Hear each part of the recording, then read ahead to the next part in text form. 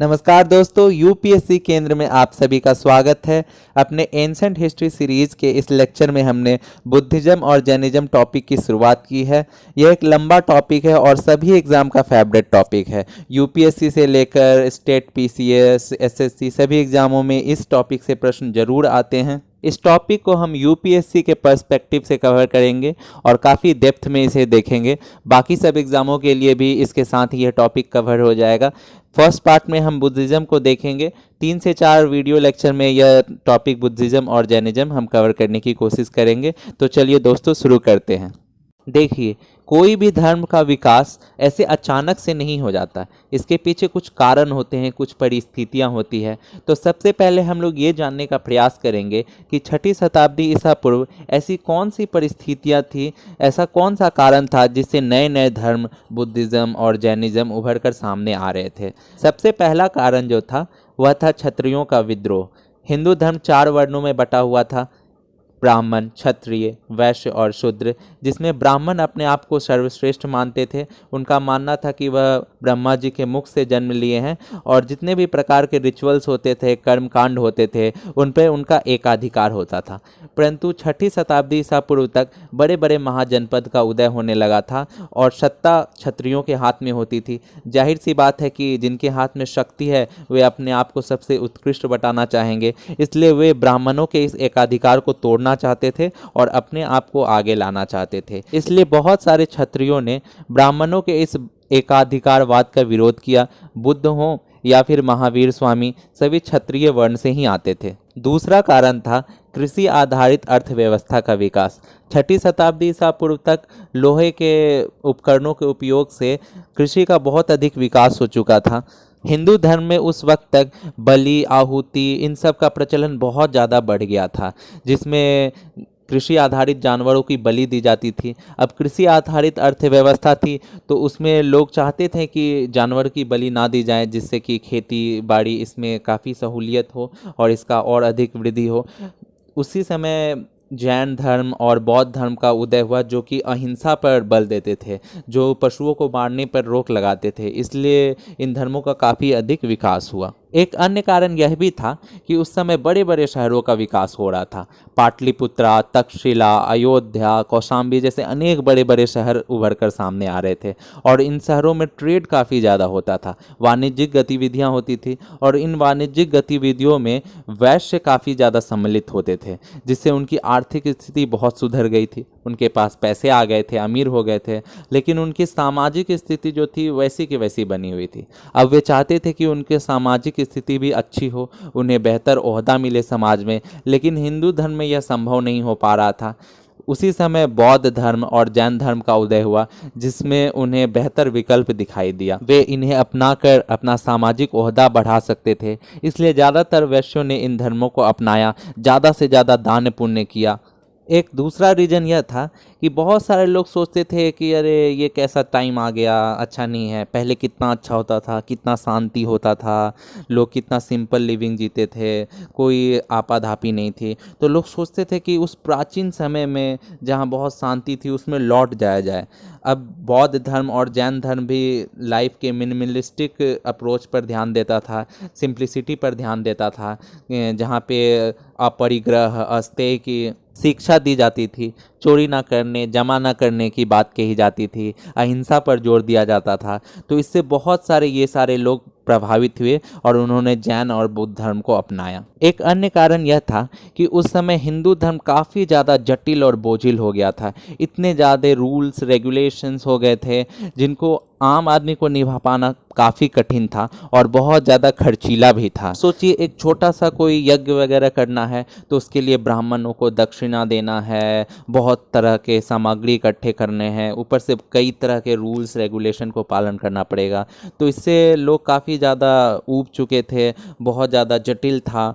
तो वहीं पे बौद्ध और जैन धर्म काफ़ी सिंपल था और वर्ण व्यवस्था को नहीं मानता था, सभी लोग इसमें आ सकते थे। तो काफ़ी लोग इससे आकर्षित हुए और उन्होंने बौद्ध धर्म और जैन धर्म को अपनाया। शूद्र और दासों की स्थिति काफ़ी खराब थी। उन्हें समाज में कोई भी अधिकार नहीं था और उन्हें सभी प्रकार के नीचे कर्म जैसे कि मैला ढोना इत्यादि करना पड़ता था। तो वे भी सोचते थे कि उनका जीवन भी कुछ बेहतर हो। बौद्ध धर्म और जैन धर्म ये वर्णों के खिलाफ थे, वर्ण व्यवस्था को नहीं मानते थे। तो ये दास और शूद्र वर्ण भी काफ़ी ज़्यादा इससे आकर्षित हुए और उन्होंने बौद्ध और जैन धर्म को अपनाया। हिंदू धर्मशास्त्रों में पैसे को सूद पे देने के काम को काफ़ी खराब माना जाता था, घृणित माना जाता था। परंतु ट्रेड कल्चर के शुरू होने से, व्यापार व्यवस्था के शुरू होने से ये जो वैश्य थे इनका मेन काम ही ये बन गया था, पैसे को सूद पे देना। तो अब ये चाहते थे कि समाज में इनका बेहतर ओहदा हो, तो ये हिंदू धर्म में ऐसा पॉसिबल नहीं था। तो इन्होंने जैन धर्म और बुद्ध धर्म को अपनाना सही समझा। जैन धर्म और बुद्ध धर्म की टीचिंग्स भी काफ़ी सिंपल थी, इसमें ज़्यादा कुछ करना नहीं था। और दूसरा कारण था, इन्होंने अपने धार्मिक शिक्षा के लिए जो बोलचाल की भाषा थी, पाली, प्राकृत, इनका उपयोग किया। वहीं हिंदू धर्म में संस्कृत में ग्रंथ लिखे हुए थे, संस्कृत में शिक्षाएं दी जाती थी, जो आम लोगों के लिए सीखना काफ़ी मुश्किल था। और जो नीचे वर्ण के लोग थे उन्हें तो संस्कृत पढ़ने भी नहीं दिया जाता था। इसलिए ये लोकल लैंग्वेज के प्रयोग से इन दो धर्म काफ़ी प्रचलित हुए। तो समझ गए दोस्तों कि 6ठी शताब्दी ईसा पूर्व में किन कारणों से बौद्ध धर्म और जैन धर्म का इतना ज़्यादा विकास हुआ। अब हम लोग बौद्ध धर्म को अच्छे से समझते हैं। बौद्ध धर्म का शुरुआत गौतम बुद्ध ने किया था। उनका बचपन का नाम सिद्धार्थ था। उनका जन्म 563 ईसा पूर्व में लुम्बिनी कपिलवस्तु में हुआ था। लुम्बिनी जो है आज का पिपरहुआ बस्ती डिस्ट्रिक्ट उत्तर प्रदेश में पड़ता है, वहीं हुआ था। वो कौशलन महाजनपद में उस समय आता था। उनके पिता का नाम सुद्धोधन था, जो शाक्य क्लैन के थे। शाक्य क्लैन जो था ना, उस टाइम एक डेमोक्रेटिक क्लैन था। उनकी माता का नाम माया था, जो कि कौलिया वंश से आती थी। कौलिया वंश जो था कौशलन महाजनपद में ही था। उनकी पत्नी का नाम यशोधरा था और उनका एक पुत्र भी था जिनका नाम राहुल था। गौतम बुद्ध का महापरिनिर्वाण या फिर उनकी मृत्यु 483 ईसा पूर्व में हुई थी। कुशीनारा जो कि मल्ल महाजनपद में पड़ता था, वहीं उनका महापरिनिर्वाण हुआ था। आज के समय में कुशीनारा कशिया विलेज है, जो कि देवरिया डिस्ट्रिक्ट उत्तर प्रदेश में पड़ता है। अब सिद्धार्थ जो थे उनको सभी प्रकार के कष्टों, सभी प्रकार के दुखों से दूर रखा गया था, पूरे ऐशोआराम में रखा गया था। अब ऐसा कहानी है कि एक बार वे नगर भ्रमण पे गए तो उन्होंने 4 चीज़ों को देखा, जिन्हें बौद्ध धर्म में 4 साइट्स कहते हैं। सबसे पहले उन्होंने एक वृद्ध मनुष्य को देखा, उसके बाद एक बीमार व्यक्ति को देखा, उसके बाद एक शव यात्रा को देखा और लास्ट में एक साधु को देखा, एक होली मैन को देखा, जिससे उनके जीवन में अभूतपूर्व बदलाव हुआ और वे फाइनली जीवन के सत्य को ढूंढने के लिए निकल गए। वे उस वक्त 29 वर्ष की आयु में थे जिस समय उन्होंने घर छोड़ा और उसे बौद्ध धर्म में महाभिनिष्क्रमण कहते हैं। याद करिएगा, ये सब वर्ड एग्जाम में पूछता है कि गृह त्याग को क्या कहते हैं, महाभिनिष्क्रमण। सत्य के खोज में, ज्ञान प्राप्ति के लिए वे बहुत इधर उधर भटकते रहे। उन्होंने इस बीच 2 गुरुओं से शिक्षा भी ली। उनके पहले गुरु जो थे उनका नाम था अलार कलाम, जिससे उन्होंने सांख्य दर्शन का ज्ञान प्राप्त किया था। दूसरे गुरु का नाम था उदक्का रामपुत्ता, जिनसे उन्होंने मेडिटेशन का ज्ञान प्राप्त किया था। लेकिन फिर भी उन्हें जीवन का पूर्ण सत्य का ज्ञान नहीं प्राप्त हुआ। फाइनली वे बोध गया में एक पीपल पेड़ के नीचे बैठ गए। वहाँ उन्होंने 6 वर्ष तक साधना किया और फाइनली 35 वर्ष की आयु में उन्हें ज्ञान की प्राप्ति हो गई, जिसे निर्वाणा कहा जाता है बौद्ध धर्म में। गौतम बुद्ध ने अपना पहला उपदेश सारनाथ में दिया था और इस प्रक्रिया को कहते हैं धर्म चक्र परिवर्तन। उन्होंने अपना पहला उपदेश अपने 5 शिष्यों को दिया था, जिनका नाम है कोंडना, भदैया, वप्पा, महानमा और अस्साजी। अब इन सब का नाम रट लेना इतना ज़रूरी नहीं है, लेकिन हाँ एक बार देखे रहिएगा तो ऑप्शन को एलिमिनेट करने में काफ़ी सहूलियत होगा। बौद्ध धर्म के त्रिरत्न या फिर जिन्हें 3 ज्वेल्स ऑफ बुद्धिज़्म भी कहा जाता है, वे हैं बुद्ध, धम्म और संघ। बुद्ध वह व्यक्ति है जिसने पूर्ण ज्ञान की प्राप्ति कर ली है, यानी वह इनलाइटेंड हो गया है, जैसे कि गौतम बुद्ध। धम्म बुद्ध के टीचिंग्स हैं, उनके उपदेश हैं। और संघ मोनेस्टिक ऑर्डर होता है जिसे पालन करना होता है। बौद्ध धर्म के 4 सत्य या फिर 4 नोबल ट्रूथ ऑफ बुद्धिज्म जिसे कहते हैं, वे हैं दुख, यानी ये संसार दुखों से भरा हुआ है। दूसरा है सम्युदय, यानी दुख है तो उसका कुछ कारण भी है, जो कि है इच्छा। तीसरा है निरोध, यानी दुख के कारण है तो उसका निवारण भी हो सकता है अगर हम इन सारे इच्छाओं से मुक्ति पा लें। और चौथा है मग्ग, जिसमें इन सभी इच्छाओं से मुक्ति पाने का राह बताया गया है, जो कि है अष्टांगिका मार्ग, जिन्हें 8 मार्गों को फॉलो करके पूरा किया जा सकता है। वह अष्टांगिका मार्ग है जिसे 8 पाथ भी कहते हैं। राइट अंडरस्टैंडिंग, कहीं कहीं राइट व्यू भी लिखा होता है, घबराना नहीं है, जिसका मतलब है सम्यक दृष्टि। राइट इंटेंशन या फिर राइट थॉट, जिसका मतलब है सम्यक संकल्प। राइट स्पीच यानी सम्यक वाक। राइट एक्शन, सम्यक कर्म। राइट लाइवलीहुड, सम्यक जीविका। राइट माइंडफुलनेस, सम्यक स्मृति। राइट एफर्ट, सम्यक प्रयास। राइट कंसंट्रेशन यानी सम्यक समाधि। इसको भी फुल रटने की जरूरत नहीं है, 1-2 बार देखिएगा तो वहाँ ऑप्शन आसानी से एलिमिनेट कर सकते हैं। 5 प्रिसेप्ट्स ऑफ बुद्धिज्म, जिसे बुद्ध के पंचशील सिद्धांत भी कहते हैं, वे है नो किलिंग यानी अहिंसा, प्राणी मात्र को मारना नहीं है। दूसरा है नो स्टीलिंग यानी चोरी नहीं करना है, किसी से छीनना नहीं है। तीसरा है नो सेक्सुअल मिसकंडक्ट यानी किसी प्रकार का व्यभिचार नहीं करना है। नो लाइंग यानी सत्य का पालन करना है, असत्य नहीं बोलना है। नो टेकिंग इंटॉक्सिकेंट्स यानी किसी प्रकार का मदिरा या धूम्रपान इत्यादि ये सब का सेवन नहीं करना है। अब बौद्ध धर्म से संबंधित कुछ पुस्तकें हैं, उनके जो धार्मिक ग्रंथ हैं उनको हम लोग देख लेते हैं। सबसे महत्वपूर्ण 3 ग्रंथ हैं जिन्हें त्रिपिटक भी कहते हैं, विनय पिटक, सुत्त पिटक और अभिधम्म पिटक। विनय पिटक में रूल्स और रेगुलेशन लिखे हुए हैं, जो संघ में रहने वाले मॉन्क्स होते हैं उनके मोनेस्टिक लाइफ कैसा डिसिप्लिन होना चाहिए, क्या रूल्स होने चाहिए, वे लिखे हुए हैं। सुत्त पिटक में बुद्ध के जो मेन टीचिंग्स हैं, उनके जो मेन उपदेश हैं, उनका जो धम्म है उसके बारे में लिखा हुआ है। इसमें बहुत सारे पाठ भी हैं, जिसे दीघ निकाय, मध्यमा निकाय, संयुक्त निकाय, अंगुत्तर निकाय।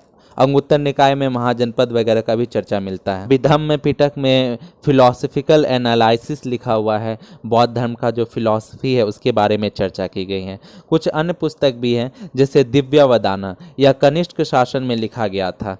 दीपवंसा और महावंसा ये सिलोनी टेक्स्ट है, जो कि श्रीलंका में लिखा गया है। और मिलिंद पन्नो राजा मिनांडर और नागसेन के बीच जो बातें हुई थी और जो क्वेश्चन पूछे थे मिलिंद ने, उनको लिखा गया है। अब बौद्ध धर्म में 4 काउंसिल्स हुए थे, जिन्हें बौद्ध संगति भी कहा जाता है, उसे हम लोग देखेंगे। यह काफ़ी इम्पॉर्टेंट है, सभी एग्जामों में इससे क्वेश्चन पूछा जाता है, इसलिए हमें इसे अच्छे से देखेंगे और इसे याद भी करना है। तो पहला काउंसिल जो हुआ था वह राजगृह में हुआ था। राजगृह में जो सतपर्णी गुफा है वहीं काउंसिल हुआ था। यह 483 ईसा पूर्व हुआ था, यानी बुद्ध के मृत्यु के तुरंत बाद ये हुआ था। और उससे पैट्रोनाइज किया था, यानी उस समय जो राजा थे वे थे अजातशत्रु। अब यहाँ एक बात और याद रखना है कि अजातशत्रु और बिंबिसार ये दोनों राजा भगवान बुद्ध के कंटेम्प्रेरी थे, यानी भगवान बुद्ध के जीवन काल के समय ये दोनों मौजूद थे। इसकी अध्यक्षता की थी महाकश्यप ऋषि ने, और इसमें प्रमुख कार्य जो हुआ था वो 2 पिटक यानी जो सुत्त पिटक है और विनय पिटक है, इसके रचना की गई थी। दूसरा काउंसिल जो हुआ था वह 383 ईसा पूर्व में, जो कि लगभग 100 साल बाद हुआ है। यह वैशाली में हुआ था और इसको पैट्रोनाइज किया था कालाशोक ने, और इसके अध्यक्ष थे सबकामी, याद कर लेना है। और इसमें जो प्रमुख कार्य हुआ था वह बौद्ध धर्म 2 भागों में विभाजित हुआ था। यह प्राचीन काल वाला है, बाद में हीनयान और महायान में जो टूटा था वह वाला नहीं। पहले यह स्थाविरवदिंस और महासंगिका में टूटा था। तीसरा महासंगति 250 ईसा पूर्व में पाटलिपुत्रा में हुआ था और इसे पैट्रोनाइज राजा अशोक ने किया था। इसकी अध्यक्षता मोगलीपुत्तिस्य ने की थी और इसमें प्रमुख कार्य जो हुआ था वह अभिधम्म पिटक की रचना थी। चौथा और आखिरी महासंगति 72 ईस्वी में कश्मीर के कुंडल ग्राम में हुआ था। राजा कनिष्क ने इसे पैट्रोनाइज किया था और इसे की अध्यक्षता वसुमित्र ने किया था और अश्वघोष भी थे। इसमें एक बहुत महत्वपूर्ण कार्य हुआ कि बौद्ध धर्म 2 भागों में टूट गया, महायान और हीनयान। बहुत सारे लोग इसमें ट्रिक भी बताते हैं याद करने के लिए, जिस प्रकार से आपको ठीक लगे वैसे करना है। जैसे किस जगह पे हुआ था उसके लिए रावे पाकू, जैसे रा से राजगृह, वा से वैशाली, पा से पाटलिपुत्र, कु से कुंडलवन। जिसने अध्यक्षता की उसका नाम याद करने के लिए मासामोवा, यानी कि माँ से महाकश्यप, सबकामी, मोगलीपुत्र और वसुमित्रा। इस वीडियो में हम लोग अभी इतना ही रखेंगे। अगले वीडियो में हम लोग बुद्ध से रिलेटेड बाकी बचे जितने भी तथ्य हैं उनको कवर कर लेंगे। चैनल से जुड़े रहने के लिए इसे सब्सक्राइब अवश्य कर ले और इसे ज़्यादा से ज़्यादा अभ्यर्थियों तक शेयर करें ताकि वह भी इसका लाभ उठा सके।